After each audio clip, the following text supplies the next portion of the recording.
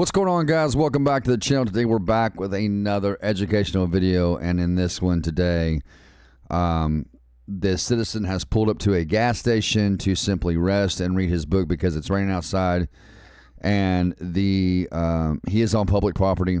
The police are called on him from the employee from the store. I'm gonna let you guys look at it from here. Let's switch the scenes over, and let's get into this, ladies and gentlemen.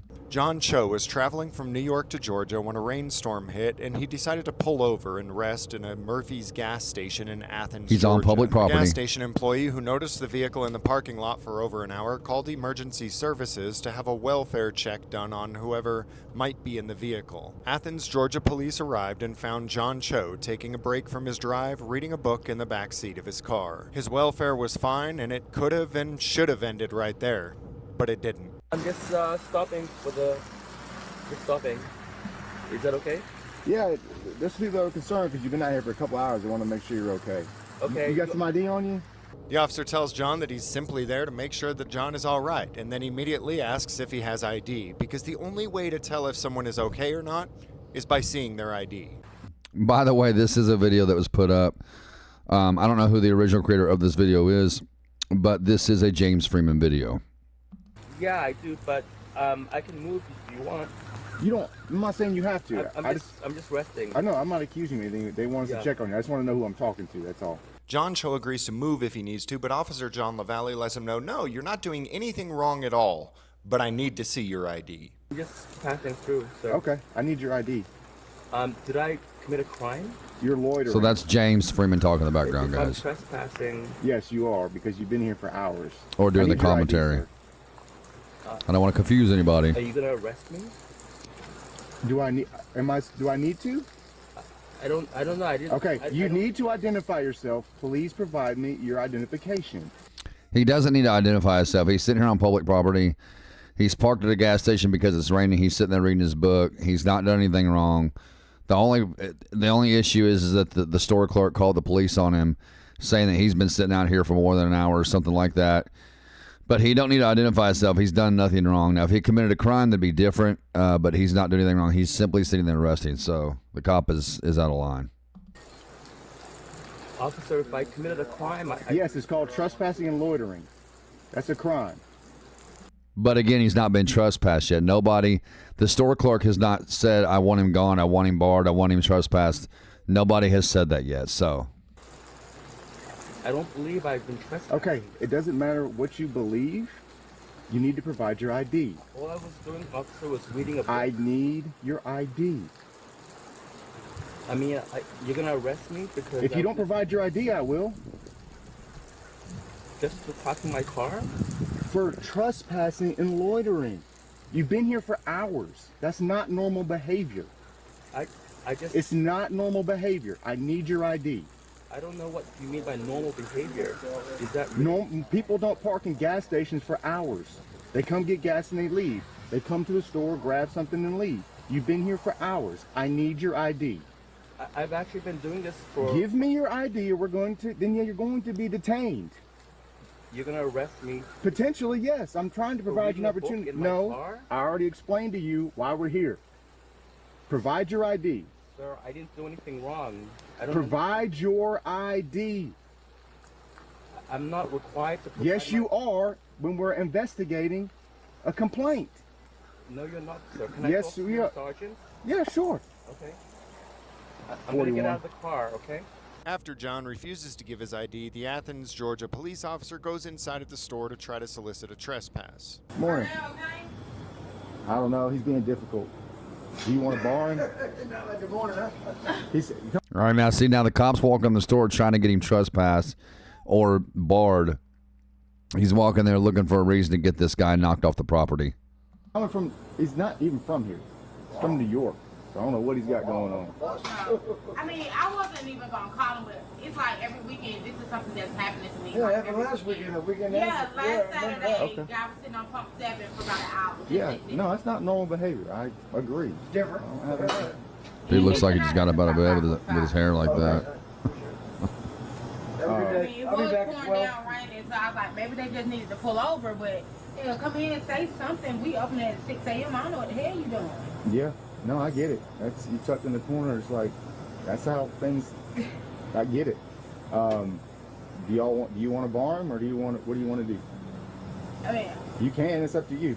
I mean, I don't work for the store. You. I mean, he hasn't came in here and did anything, but I don't want to bar him for no reason. But hell, I need him to get off this property.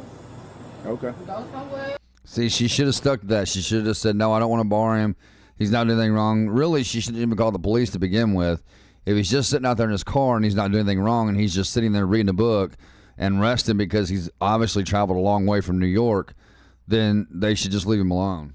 But I probably should go ahead and bar him because he's going to come back and say, you're the one called the cops on me. Probably. I mean, I don't know this guy. He's not from here. He's from New York. So. You can bar him. I You really want to do think bar him? this hard. Okay. I'm scared. I get it. It's a crazy world we live in. See, that cop was looking for a reason to get him off The the gas property station or to employee ID him now or says something. that she wants John trespassed because she's concerned that he might come in and ask why someone called the cops on him. Yeah, they want to bar him. You want to bar him? Yeah. Yeah, see, he was looking for a reason. So here's the thing, sir. They want to bar you from the property, okay? That's on them. That's their right to do. So in order to do that, at this point in time, it is a criminal trespass warning, okay? It's not an arrest. However, it is something where we do need your ID so that we can fill out the paperwork and officially make it that you are barred from this property. Again, even if he's just being trespassed and the cop delivers that message from the store clerk to the citizen saying, you've been trespassing the property, all he had to do at this point is say, look, all you got to do is get in your car and leave, and that's it. He don't need to get his ID or nothing like that. He doesn't have any lawful grounds to get his ID. What he should be saying is, look, they're trespassing you. I just need you to get in your car and leave, and that's it. Now, if the guy gives him like a fit after that and starts going ballistic, then that's a different story, but it should just be over with from here. Okay, so at this point in time, because they want to do that, we are going to need your ID. Okay, I just need to fully understand what's going on. So I parked my car here during the rain.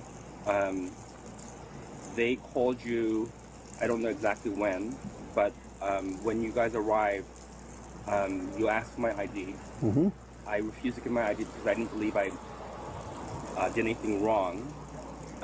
But now you went to the manager, whoever this person is, and they are asking for a bar. I'm just trying to explain what that A trespass warning. So what they're doing is they are barring you, they are trespassing you from the property, which means if you return back here, then you will be arrested for trespass. Okay? So- And so for that process, we will need your ID. Okay? So just so I understand, they're asking me to leave. No, they're telling you you're not back allowed on this property. They're making an official report.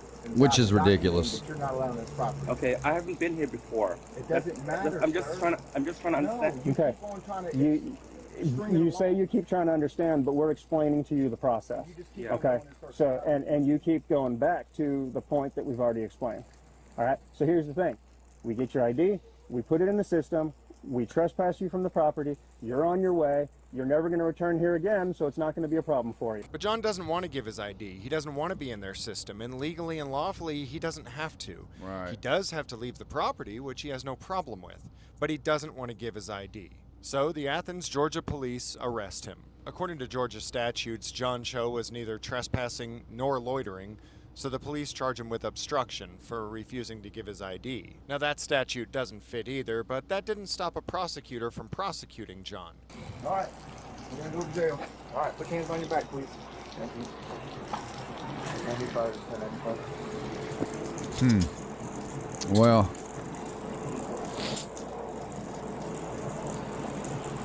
Because the prosecutor chose to prosecute a case that had no probable cause, John Cho had to hire a lawyer to fight the charges against him. John Cho's lawyer filed a motion to suppress evidence, claiming that the detainment and arrest were unlawful in the first place, and therefore any evidence found during such detainment or arrest were violations of John's Fourth Amendment. They refer to the initial 911 call from the clerk at Murphy's gas station, in which the clerk states, quote, "A car has been sitting in the parking lot for over an hour," and that she doesn't want to approach the vehicle. She says, quote, "I don't know if they're handicapped or if they fell asleep or if they're okay. I don't know what they're doing." When the 911 operator asks if the clerk wants the vehicle to leave, she initially agrees, but then says, "I guess I'm really just trying to make sure that they're okay. There's so much going on in the world today. They haven't come in and said anything about needing to sit there for a while, so I don't know why they're there." The court determined that the call was clearly not to report any criminal activity or even have the person removed from the property. The call was asking for a welfare check. Right. The court determined that Officer LaValle unnecessarily escalated a welfare check into some sort of criminal investigation and unlawfully detained Mr. Cho without reasonable articulable suspicion of a crime. The court granted the motion to suppress and the charges against Mr. Cho were thrown out. But Officer LaValle and the other goons on site never have and never will face any consequences within the system for illegally binding someone up and taking them to a cage. With no consequences for their actions, no criminal charges, no prison time, they'll continue to do the same things over and over again. While you and I and other taxpayers will likely fork out money to pay Mr. Cho for what Mr. LaValle did to him, Mr. LaValle himself will face no consequences. An independent investigation of Officer LaValle's intelligence level determined that he will likely never even be able to comprehend the meaning of reasonable articulable suspicion, let alone be able to apply it in real-world situations. As we look back at this arrest, we see that multiple other officers were on scene, but we can't find the good cop who says, "Hey guys, I have an idea.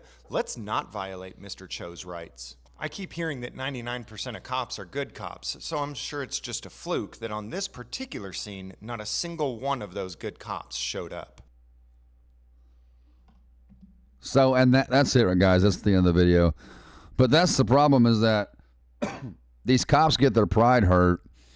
And then, you know, if you, the thing is, if you hurt a cop's pride, you're going to jail. They're going to find something on you. I don't care how big it is or how small it is. If you hurt a cop's pride, you are going to jail. That's just the way it is.